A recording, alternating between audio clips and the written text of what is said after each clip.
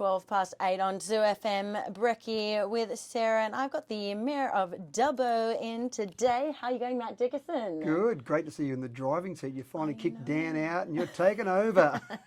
Just lock the door when he comes back from holidays and say, sorry, Dan, you've done it. Yeah, I don't need him anymore. That's You're right. out, Dan. He's in Queensland, so he can't hear this, so we can say anything we want about him. Exactly. So you're having your second council meeting this week. Yeah, so we've got the first full, normal, ordinary meeting of council was held in January with all these new councillors, and they all did a very good job. It's pretty daunting when you sit down at the first council meeting and you're making decisions for the city. You've got people in the gallery watching, you've got hundreds of people actually watching the streaming of the council meeting. So when you stand up to say something, it's all a bit daunting and can be a bit intimidating. You've got to put your hand up to vote for things. So that was all good, but I think they all did a really good job at the first council meeting. This is our second one coming up this week, so that'll be hopefully a bit more, well, they'll be a bit more comfortable, won't be quite as intimidating, they'll start to get used to it, and before you know it, it's just all second nature to them. Yeah, absolutely. Well, you're a good talker, Matt, so you're fine. Well, I try not to talk very much. When you're chairing a meeting, the last thing you want to hear is the chair droning on, so I try and talk as little as possible when I'm chairing a meeting. Amazing. And you've changed the date. You used to do them Mondays, now you're doing meetings on Thursday. Yeah, and there's no reason it has to be any particular day of the week. It just seemed to have happened or worked for previous councils that Monday nights were the council meetings, 5:30 every fourth Monday of the month was the council meeting, and that's been for as long as I've been involved with council, but even probably a decade or more before that I can remember. But this group of councillors, we talked about what date worked for everyone and what day of the week, so it just happened to be that Thursday. So that's a bit of a change for people, and some people became accustomed to that Monday, and so if people do like to look at it on streaming or like to come to council meetings, and it's now Thursdays. Fourth Thursday of every month is the council meeting. Okay, so they stream every single one of these? Yeah, so 5:30 you can start streaming, but the great part about streaming, of course, you can go back and look at it, so you can do a bit of catch-up viewing on council meetings. That's what you want. It's all the rage, this catch-up viewing. That's right. Now, the DA for the boarding house is going to be finalised and decided on this Thursday then? Yeah, we talked about that a little bit from the last meeting, where it was brought to council. And this was the first DA that councillors had to make a decision on. Now, DA, again, talk about daunting. A DA is really important because you've got someone, a developer, has put in all this work and spent a lot of money on getting a development to the point where it's come to council. This particular one had some people who lived around the potential boarding house objecting to it. So for councillors, it was their first DA, about 80 pages they had to read. They listened to the objectors, and it was pretty tough for them to make a decision. So in the end, council as a group decided to defer that by 1 month. In the meantime, councillors have had more time to go and read all the documentation. We've had a meeting at the physical site of the boarding house. The objectors came along there and had a bit of a talk to councillors there, so that they've basically had more information presented.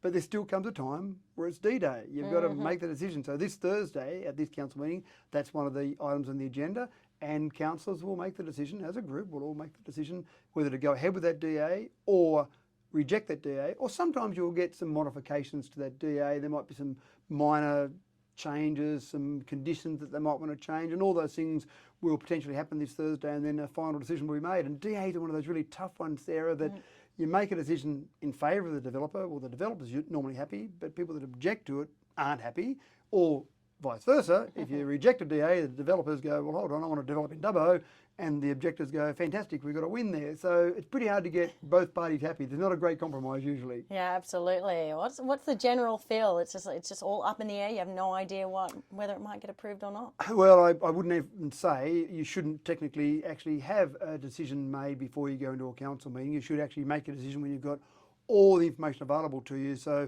even if I'd made my mind up one way or the other, I shouldn't really say as a councillor. None of the councillors should really say one way or the other. So, okay. Yeah, that's right. That's exciting. All right. I'll wait for Thursday. That's right. Just tease it out a bit longer. Now, something that's really important, I think, for the region is this Catch It Live and Local. It's a bit of a campaign to encourage people to book shows. What's it all about? There is a bit of COVID trepidation. There's no doubt about that in my mind, that people are a little bit concerned about going out to functions, going out to the cinema or the theatre, whatever it might be, even just going out shopping. And we've got this fantastic theatre. There's a long campaign to get this theatre open. We've got it now. We've had it for about 10 years.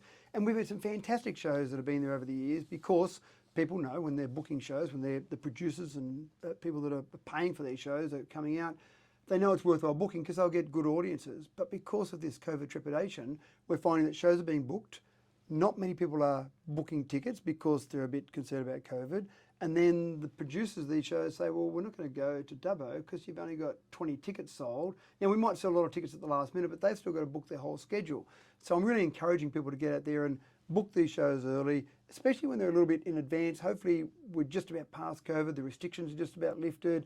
So hopefully, we're kind of past the worst of it. But we want these great shows to keep coming. So we've got this magnificent building, but it's no good unless we fill it with these great shows. We saw the Wharf Review last week, and I didn't actually make it to that. I had a Rotary meeting on that night, unfortunately, but that Wharf Review, about half full, about 50%, which was not too bad. But before COVID came along, we were typically at 80, 85% for shows. So I'm really just encouraging people, look at what's coming up, book those shows, and still please turn up to those shows. Yeah, I think the likelihood of them getting cancelled at this point is pretty low. And there's always things in place, you know, refunds or exchanging tickets and that kind of thing as well, right? So, yeah, you get refunds for them. That's spot on. But I just want people to be confident they're booking those shows. And then those companies that are running these shows are more likely to keep bringing these great shows. And I was saying to you before we got on air that I've seen fantastic things in there. I've seen Melbourne Comedy Festival when they take their touring show, and then I see some Philharmonic Orchestra, or you see some wonderful ballet. So you see this great variety of talent on stage, but we've got it all here in Dubbo. In the past, you would have had to travel to Sydney or to Melbourne to see some of these great shows, but they're here in Dubbo. We don't want to lose that. Absolutely. Well, they could get cancelled. I mean, there was a threat of that and already happened to the Sydney Symphony Orchestra and Rocaria as well. So there was a bunch of shows that actually didn't end up coming here. That's right, and that's what. I'm not concerned, I suppose. I'm just really encouraging people. We'll keep getting those great shows wherever people go and keep attending those great shows. Yeah. And a bit of a shout out to Mari Astley as well. She sponsored the Wharf Review, so that made tickets even cheaper than they would have had to pay. So if you had to travel to Sydney to see that Wharf Review, you would have paid double the price of the tickets you paid here, and you didn't have to go and book accommodation and get flights or drive to Sydney. You could do it all and be home 5 minutes after the show. Absolutely. Well, coming from Sydney, I can tell you, like, they've got some great shows here, and really, really worth booking ahead. So make sure you do that. Now, people could be expecting a bit of a phone call in the next week or so, or maybe in the past week from a strange number, for a community needs survey. Yeah, this is a survey we run every 2 years, and it's a fairly extensive survey, about 15 minutes it'll take to do all the questions. But if you do get one of those phone calls, I do encourage people to actually answer the questions, because we as councillors like to get that feedback, and we get a whole range of different information. But the other big problem at the moment is there are so many scam calls out there. So you get calls from various people pretending to be someone from Amazon or from Telstra or from DHL Express or whatever. Do expect a phone call from someone who will identify themselves as being from council, or it's not actually from council, it's a company we contract out to do this community needs survey. But still, there are scammers out there who could pretend to be from council. So go through, answer the questions. If they start asking you questions like, can you please deposit money in my bank account? Or if they ask your date of birth, because identity theft is a big thing as well. So please answer the survey. But if it does sound a bit scammy, don't feel concerned at all. Still hang up on them, because there are some scammers out there. But this is one of those calls I'd love people to take the call, answer the questions.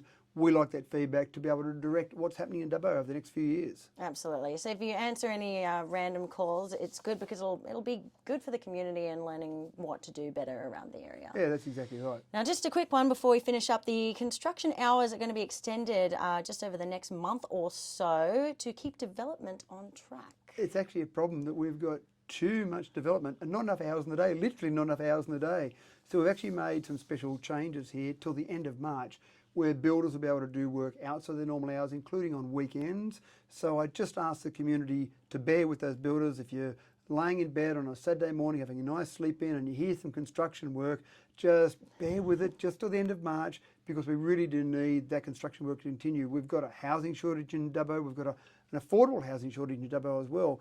There are people who are wanting to move to Dubbo, which is fantastic. They keep saying, I want to get to Dubbo, I want to listen to Sarah on Zoo FM, don't worry about that Dan fella, I want to listen to Sarah. And so they want to move here, but there just isn't enough housing at the moment. So we've extended those construction hours, as said, particularly on weekends. So bear with those workers, bear with the noise they might make, and just, I don't know, put your head under a pillow, bury it, or maybe get out early in the morning and do a bit of a walk, or get out on your bike or something. But there will be a bit of extra noise around. We apologise, but we need that work to keep going. Exactly. Well, that's Saturdays between 8 and 5, Sundays from 9 to 5. However, on Sundays, it will not include noisy demolition work. So just keep that in mind. Well, thank you for your time, Matt Dickerson, the Mayor of Dubbo. You can come back again in a couple of weeks because I'm really liking the compliments from you this morning. Well, there'll be Dan next time though, so yeah, we'll have to put up with him. Well. See you then. Thanks.